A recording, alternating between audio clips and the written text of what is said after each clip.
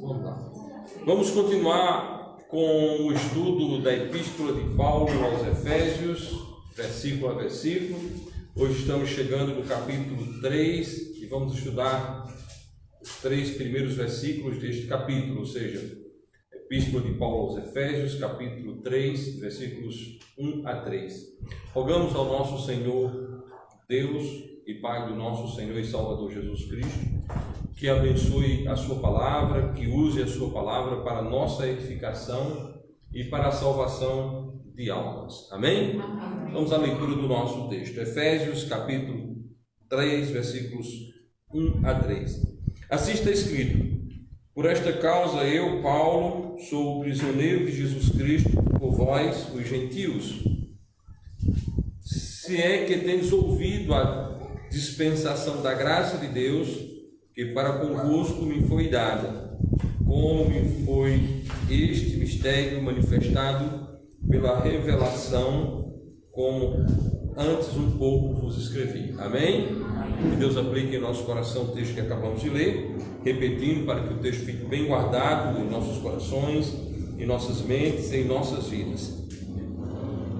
Por esta causa eu, Paulo, sou prisioneiro de Jesus Cristo por vós, os gentios, se é que tendes ouvido a dispensação da graça de Deus, que para convosco me foi dada, como me foi este mistério manifestado pela revelação, como antes um pouco vos escrevi. Amém? Que Deus aplique em nosso coração o texto que acabamos de ler. Deus esteja nos abençoando a entender a sua palavra. Primeiro ponto, neste primeiro versículo, Paulo se apresenta como um prisioneiro de Jesus Cristo. Paulo estava literalmente preso por causa do Evangelho Santo e Eterno do nosso Senhor e Salvador Jesus Cristo. Amados irmãos, esta geração de Paulo foi uma geração que não apenas creu no Evangelho Santo e Eterno, foi uma geração que também padeceu pelo nome do nosso Senhor e Salvador Jesus Cristo.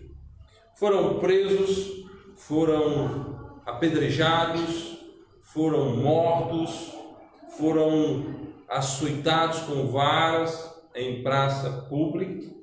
E nesse momento em que Paulo escreve esta epístola, ele encontra-se preso. Paulo encontra-se preso. Então ele se apresenta neste texto como Paulo, o prisioneiro de Jesus Cristo, por vós os gentios. Por que Paulo, prisioneiro de Cristo, por vós os gentios? Porque Paulo desenvolveu o seu ministério pregando aos gentios. Os demais apóstolos voltaram-se mais especificamente ao povo de Israel. Isso não implica dizer que não houve salvação de gentios também pelo trabalho dos demais apóstolos. Porém, Paulo tem uma dedicação maior à causa do Evangelho para com os gentios.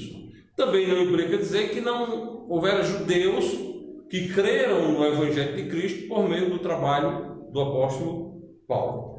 É importante que se mostre essa perspectiva, porque há alguns aí fazendo determinada confusão, como se o Evangelho que Paulo pregasse não fosse o Evangelho que Pedro pregava ou o Evangelho que João pregou. Na realidade, seja eles ou Paulo, seja os outros apóstolos ou Paulo, ambos pregavam Cristo como único e todo suficiente Salvador. Esse é o grande carimbo da doutrina verdadeira.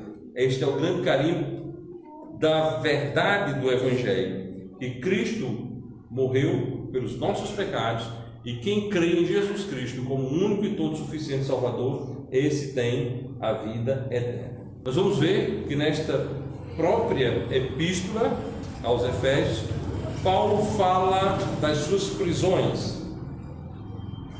Neste versículo que nós acabamos de ler, depois do capítulo 4, versículo 1, Efésios capítulo 4, versículo 1, Paulo diz: rogo-vos, pois, eu, o preso do Senhor, que andeis como é digno da vocação com que fostes chamados.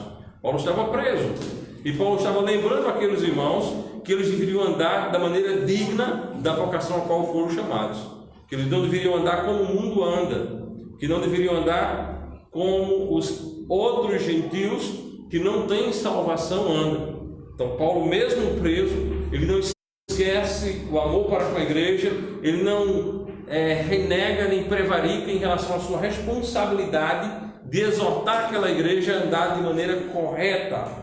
Ele está preso, mas a palavra de Deus não está presa. Amém? Ele está preso, mas Deus não deixa de usá-lo, mesmo ele estando preso e ausente no quesito físico, corpo. Ele não estava podendo estar congregado com aquela igreja, mas ele estava ensinando aquela igreja a andar da maneira digna do Evangelho Santo e Eterno de Cristo Jesus. Então, capítulo 4, versículo 1, ele se apresenta como preso. E depois no capítulo 6, Efésios capítulo 6, versículo 20.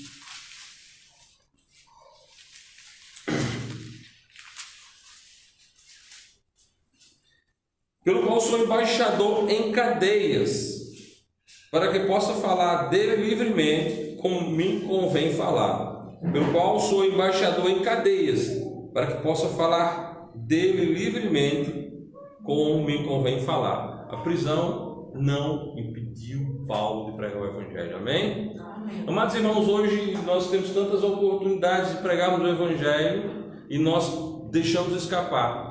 Nós temos tantas oportunidades de testemunharmos o Evangelho, dizendo: eu não sou igual ao mundo, eu não sou igual ao mundo. Mas nós deixamos escapar essas oportunidades. Nós nos misturamos muitas vezes com muita facilidade. Nós nos deixamos levar muitas vezes com muita facilidade. Mundo é mundo, Cristo é Cristo. O Evangelho de Cristo é prioridade. A minha vida, a tua vida, a nossa vida deve nos proporcionar esta oportunidade de pregarmos o Evangelho. Vejam, Paulo estava preso, mas ele estava pregando o Evangelho. Paulo com certeza não se comportava como os outros presos. A conversa de Paulo não era igual aos outros presos. Não saía da boca de Paulo palavra que não fosse para edificação. Então chocarrices e coisas estranhas não chegavam na fala dele. Ele estava preso, mas mesmo preso, ele não deixava de ser o embaixador do Evangelho. E nós, irmãos, quantas vezes nós não estamos deixando de representar o reino do nosso Deus? Quantas vezes nós não estamos deixando de sermos cidadãos celestiais para nos igualarmos ao mundo, com as vestimentas, com as linguajar, com a cultura secular invadindo a nossa vida? Então devemos ter muita responsabilidade para agirmos, seja em que circunstância for, como embaixador do Evangelho de Cristo, mesmo que ao extremo, em cadeia, como estava Paulo. Que Deus nos ajude a entender e a andar de maneira digna do Santo Evangelho de Cristo Jesus.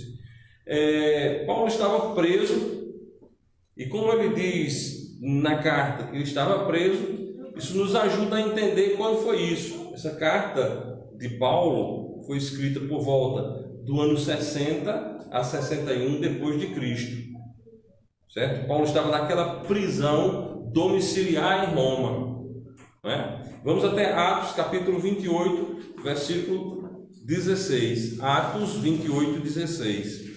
Assim está escrito: e logo que chegamos a Roma, o centurião entregou os presos ao capitão da guarda, mas a Paulo se lhe permitiu morar por conta própria com um soldado que o guardava. Os prisioneiros foram entregues e Paulo recebeu um indulto de poder ficar numa prisão domiciliar, ficar morando no seu próprio lugar, não pago obviamente pelo governo, pelo Estado, pago por ele mesmo, e ali ficar guardado por uma guarda, o soldado que tomava a responsabilidade de manter o preso no status de preso, no lugar de preso. Então Paulo recebeu de Deus essa graça de estar preso, mas poder pregar o Evangelho. Versículos ainda em Atos capítulo 28, os versículos 30 e 31 fala-nos ainda a respeito dessa prisão.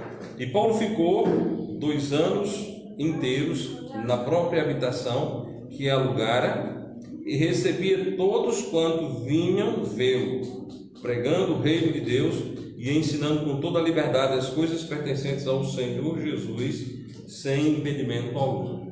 Então Paulo, como embaixador de Deus, Paulo, por estar preso e não deixar que as prisões o mantivesse calado, o mantivesse inerte e mantivesse em uma atitude de prevaricação com relação ao Evangelho, Paulo teve de Deus a graça de poder pregar o Evangelho a outras pessoas.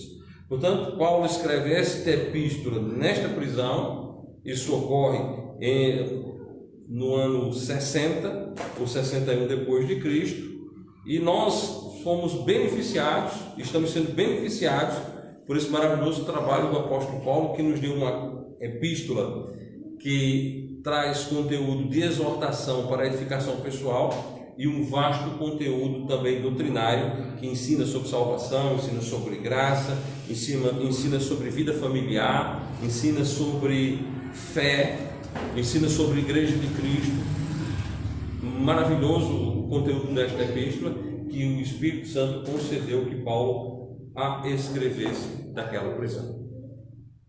Paulo é um grande exemplo, irmãos. A leitura das epístolas de Paulo, o estudo de Paulo, deve provocar na nossa vida um impacto de querermos andar melhor, queremos andar da melhor maneira possível no que diz respeito à nossa comunhão com Cristo.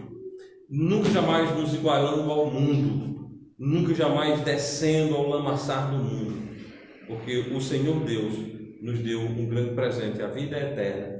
Então, quando nós olhamos e estudamos Paulo, nós vemos essa beleza de vida para a honra e glória do nosso Senhor e Salvador Jesus Cristo. No versículo 2 de Efésios 3 diz: se é que tens ouvido a dispensação da graça de Deus que para convosco me foi dada. Aqui nós somos Paulo falando da dispensação da graça. A dispensação da graça é a dispensação da qual nós estamos vivendo, onde Deus abre a oportunidade para que os gentios sejam salvos. Deus passa a tratar nessa dispensação com os gentios. E aí ele diz: se é que tens ouvido a dispensação da graça de Deus para convosco. Deus agora trata com os gentios, amém? E nós vamos ver exatamente esse ponto, essa maravilha para a dispensação da graça.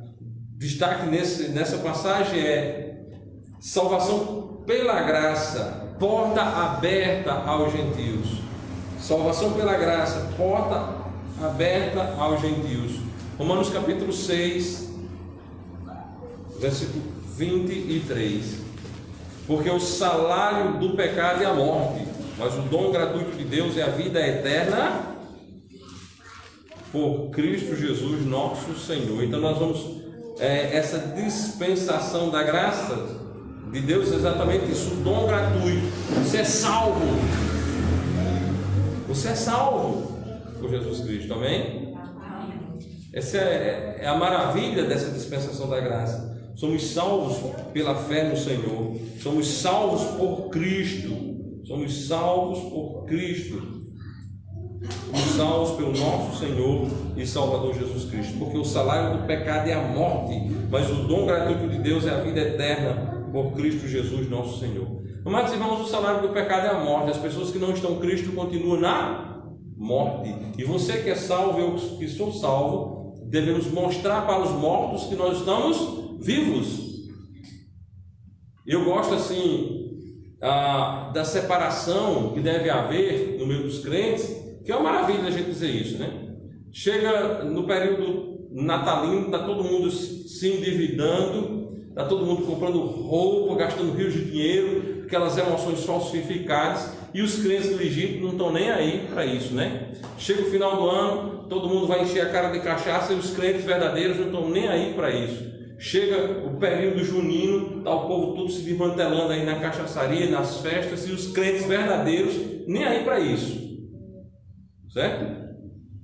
Chega qualquer tipo de época comemorativa, os crentes não estão nem aí para isso.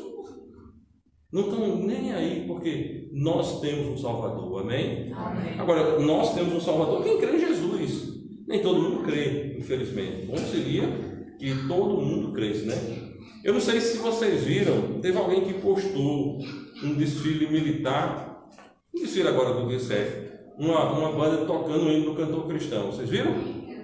Pronto. Vai ter um desfile. Você vai e vou. Como é? Hino do cantor cristão ou hino nacional? Certo? Aí eu vou. Não, mas é dessas coisas que aparecem, como por exemplo, esses aqui que tem nos dias atuais, que é o povo nu. Rapaz, não é uma coisa de crente, não é primeiro, não é coisa nem de educação, quanto mais de crente. Eu disse, rapaz, está errado esse negócio. Está entendendo? Está errado. Na época que eu era menino que desfile militar aqui, o pessoal fazia marcha militar, né? Era uma coisa bonita. Mas assim, hoje, crente não entra nesse negócio, fica fora. Certo? Não dá certo. Então, nós precisamos mostrar, as pessoas estão mortas, e quem tem que falar aos mortos? Os que estão vivos. O salário do pecado é a morte. O vale de osso seco está lá. Quem estava vivo era o profeta, e o profeta foi proferir a palavra de Deus para o vale de ossos secos. Ele não foi lá se misturar e ficar igual a um osso seco, não. Quem tem vida? Quem tem vida? Os crentes, amém? Amém? E qual é a vida que vocês têm? Qual é a vida que eu tenho? A vida de Jesus Cristo, amém? Amém. Vamos viver a vida de Cristo, a vida que agora vivo, não vivo mais na carne, mas vivo na fé do Filho de Deus. Amados irmãos, salvação pela graça, porta aberta aos gentios, o dom gratuito. Certo? O dom gratuito de Deus é a vida eterna. Essa é a mensagem santa do Evangelho do nosso Senhor e Salvador Jesus Cristo. Bom, e Paulo diz da dispensação que me foi confiada. A dispensação da graça, irmãos, ela está vinculada a Cristo. Evangelho de João, capítulo 1, versículo 17.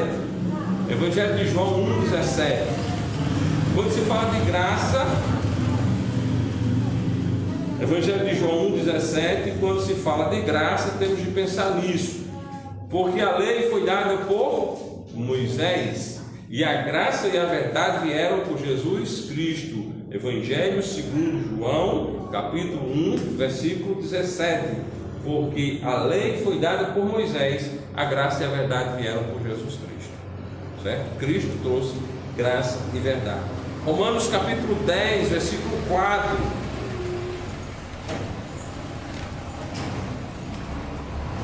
Romanos capítulo 10, versículo 4.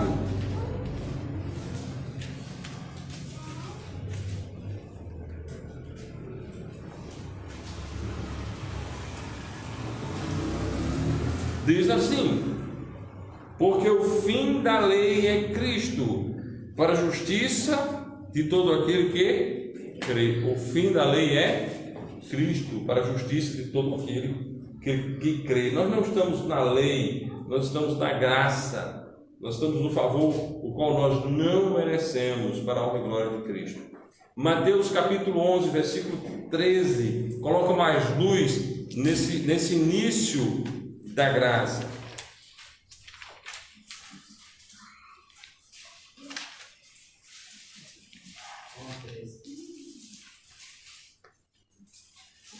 Mateus capítulo 11, versículo 13.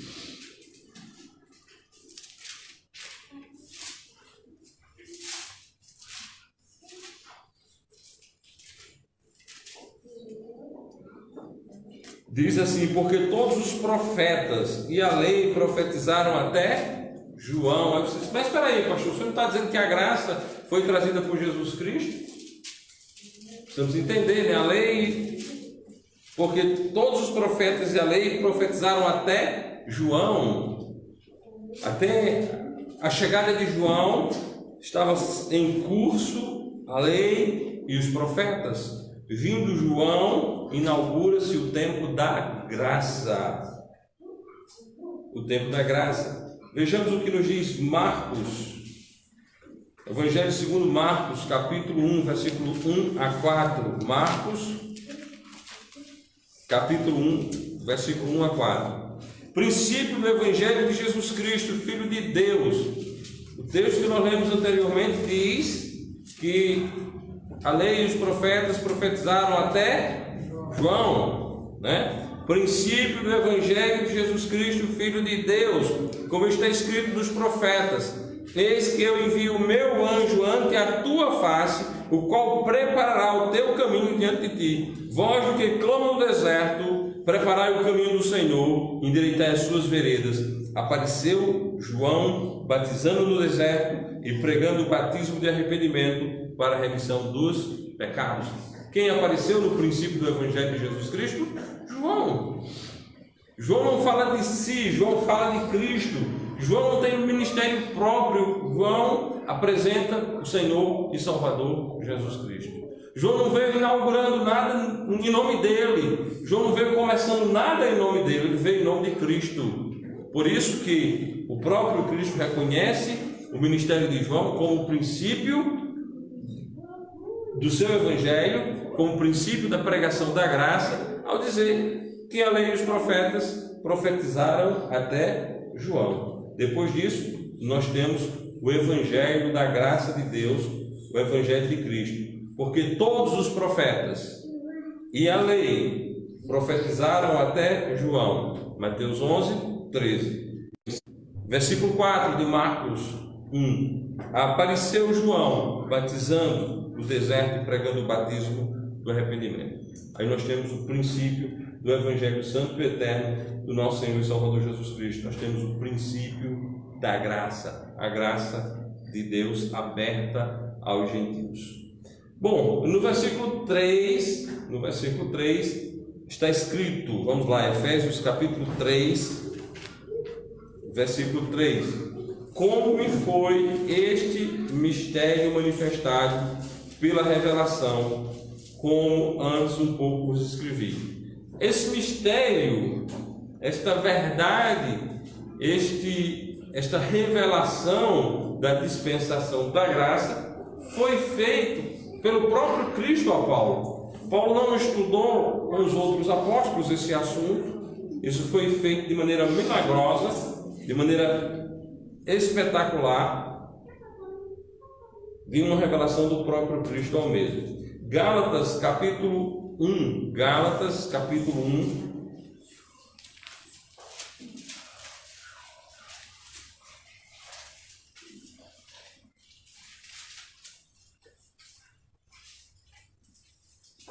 versículos 11 e 12. Mas faço-vos saber, irmãos, que o evangelho que por mim foi anunciado não é segundo os homens, porque não recebi nem aprendi de homem algum, mas pela revelação de Jesus Cristo. Amém? Amados irmãos, o plano salvífico de Cristo, o plano de Deus, foi manifestado de maneira maravilhosa a Paulo, de maneira milagrosa, para a honra e glória tão somente de Deus. E Deus não usou outro homem, o próprio Cristo o revelou. Mas faço-vos saber, irmãos, que o evangelho que por mim foi anunciado não é segundo os homens, porque não o aprendi de homem algum, porque não o recebi nem aprendi de homem algum, mas pela revelação de Jesus Cristo. O próprio Cristo revelou cada palavra deste Evangelho Santo e Eterno, desse mistério da graça que agora é revelado. Paulo é dispenseiro da magnífica dispensação da graça, anunciando que todos os homens, pela fé em Jesus Cristo, terão acesso e entrada ao céu. Toda e qualquer pessoa que crê em Jesus, seja judeu, seja gentil, crendo em Cristo, recebe dele a vida eterna. Essa é a mensagem da Igreja de Cristo, porque a Igreja de Cristo não tem uma mensagem particular, personalíssima, própria sua. A mensagem da Igreja de Cristo é aquela mensagem que Cristo trouxe do céu. E a mensagem que Cristo trouxe do céu fala de salvação e de segurança. Portanto, vamos pregar Cristo como o único meio de salvação. Vamos anunciar o Evangelho da graça, pois é por meio deste Evangelho que o homem é salvo. Amém?